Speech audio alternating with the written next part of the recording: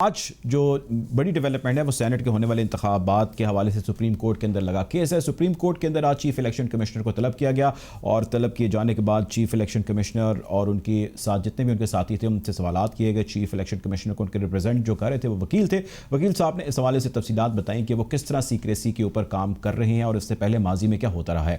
इस हवाले से चीफ जस्टिस साहब ने भी अपने रिमार्क्स दिए, उसको भी प्रोग्राम में आज हम डिस्कस करेंगे। डेवलपमेंट कहाँ तक पहुंची है। दूसरा इसका पहलू सियासी पहलू है। सियासी पहलू में जो खिलाड़ी कप्तान ने अपने उतारे हैं और बाकी ऑपोजिशन ने उतारे हैं उस हवाले से बात करेंगे। चूंकि कप्तान एक नए पाकिस्तान की उम्मीद आज से लेकर आए हैं और हम जितने भी लोग हैं उनके सामने अपने खिलाड़ी मुतारिफ करा रहे हैं, उनकी पोजीशंस चेंज कर रहे हैं और कुछ पर वो डट जाते हैं। इस हवाले से भी प्रोग्राम में आज हम गुफ्तगू करेंगे। मैं ज्वाइन कर रहे हैं Adil Shahzeb sahab, senior journal analyst हैं। Welcome to the show Adil sahab. ये बताइएगा कि सबसे पहले तो जो आज सुप्रीम कोर्ट के अंदर हेयरिंग हुई इस हवाले से मैं कुछ आपसे गुफ्तगू करना चाहूँगा। जो ओपन बैलेट है, अगर तो इसका इतलाक हो जाता है, ये बताइए कि इसको इतलाक में हुकूमत वक्त को यानी पीटीआई को कितना फ़ायदा होगा इन इलेक्शंस में? देखिए, एक तो चूंकि सबजुडिस मैटर है तो उस पे तो ज्यादा हम गुफ्तगू नहीं कर सकते कि कोर्ट को क्या करना चाहिए क्या नहीं करना चाहिए। देखिए, आइन में बिल्कुल वाज़ेह है आर्टिकल 26 में कि खुफिया बैलेट ही is way forward, specially when it comes to senate. तो उसमें उसको अगर आपने चेंज करना है तो उसके लिए आईनी तरमीम करनी होगी और यही मौक़िफ़ भी इलेक्शन कमीशन ने भी तकरीबन यही मौक़िफ़ अपनाया। तो अब देखना ये होगा कि कोर्ट क्या डिसीजन लेता है। लेकिन खुफिया बैलेट का बरकरार रहना is definitely a bad news for Pakistan Tehreek Insaf. और स्पेशली जो इस्लामाबाद की सीट है, अगर तो गिलानी साहब के कागजात मंजूर हो जाते हैं और खुफिया बैलेटिंग रहती है तो फिर मैं गिलानी साहब को स्लाइटली एज दूंगा और वो शायद कम मार्जिन से सही, लेकिन मेरे ख्याल में वो ये सीट निकाल लेंगे। और उसकी वजह ये है कि गिलानी साहब एक तो पाकिस्तान तहरीक इंसाफ ने जिस तरह सेनेट के टिकट दिए उस पर काफी सारे उनके एमएनएज नाराज हैं। स्पेशली पिशावर से मुझे 2-3 एमएनएज का पता है, केपी में और भी हैं। फिर आपको पता है आमिर लियाकत पब्लिकली ऐलान कर चुके हैं, शकूर शाद उनके लियारी के एमएनए पब्लिकली ऐलान कर चुके हैं। तो ये 8 से 10 एमएनएज जो हैं ये बमुश्किल हफीज शेख साहब को वोट देंगे पीटीआई के, और ये दूसरी तरफ जाएंगे गिलानी साहब। अब दूसरा फैक्टर अगर आप देखें तो गिलानी साहब हैं साउथ पंजाब से, सराइकी उनके पास एक ट्रम्प कार्ड है सराइकी बेल्ट का। वहां के एमएनएस पीटीआई के उनमें से भी गिलानी साहब की तरफ वोट जा सकते हैं। फिर गिलानी साहब का जो एक फैमिली बैकग्राउंड है कि वो पीर पगाड़ा की बेटी जो है वो गिलानी साहब के घर में ब्याही हुई है। इसी तरह मखदूम अहमद महमूद उनके कजन है, मखदूम अहमद महमूद जहांगीर तरीन के कजन है। तो ये सारा अगर आप देखें, अगर वो अपने फैमिली कनेक्शन भी इस्तेमाल कर लेते हैं, फिर जहांगीर तरीन फैक्टर, पीटीआई के पास इस वक्त तरीन साहब नहीं है जो इन मामलात को संभालते थे, वो भी एक फैक्टर है। तो इन सारी चीजों के तनाजुर में अगर देखा जाए तो गिलानी साहब एज वी स्पीक नाउ काफी स्ट्रॉन्ग पोजीशन में मुझे नजर आ रहे हैं। ठीक है, अच्छा ये बताइएगा कि सिंध में जो पाकिस्तान तहरीक इंसाफ के कैंडिडेट सामने आए उसको लेके तो हमने रिएक्शन देखा, बड़ा ज़बरदस्त आया। केपीके के अंदर भी कुछ ऐसी इतलात हैं, कोई इन्फॉर्मेशन है आपके पास कि वहाँ पे भी कुछ टर्बुलेंस ज़्यादा बढ़ती चली जा रही है? देखिए, केपी में इस वक्त पाकिस्तान तहरीक इंसाफ जो है वो जनरल सीट्स तकरीबन 5 के करीब प्रोजेक्टेड उनकी सीट्स थी कि वो निकाल सकते हैं।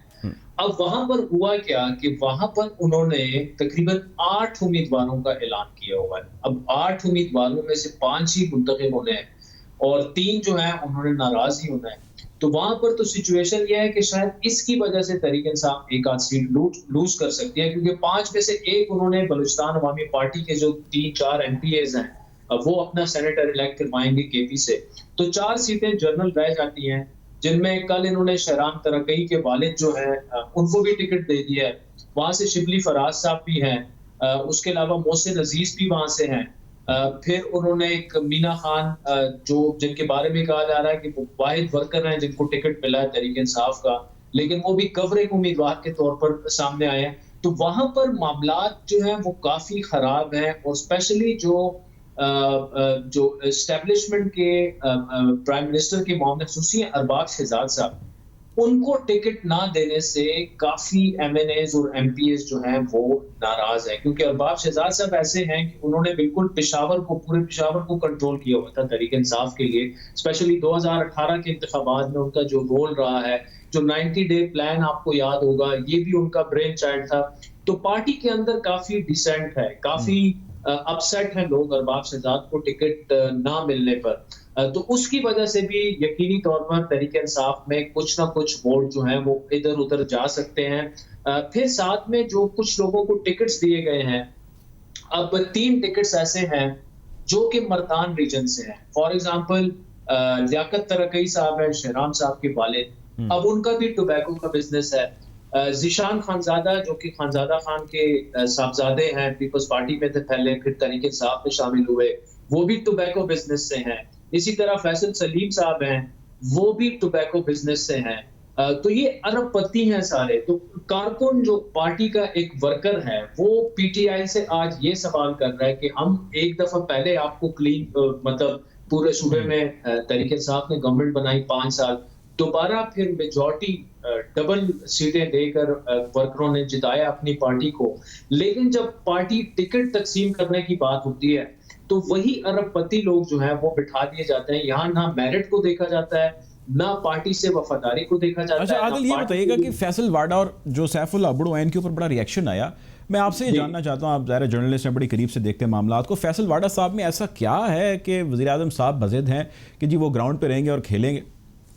देखिए, ये जो आपने मुझसे सवाल किया, यही सवाल तहरीक इंसाफ के बड़े सीनियर लोग इमरान खान से इस वक्त कर रहे हैं कि फैसल वाडा में ऐसा क्या है। अब देखिए, फैसल वाडा हमें जवाब ये मिलता है कि बड़े अच्छे वो पार्टी के लिए बड़ी उन्होंने कुर्बानियां दी हैं, बड़ी उनकी अच्छी परफॉर्मेंस है, टीवी शोज में वो लिताड़ देते हैं अपोजिशन को।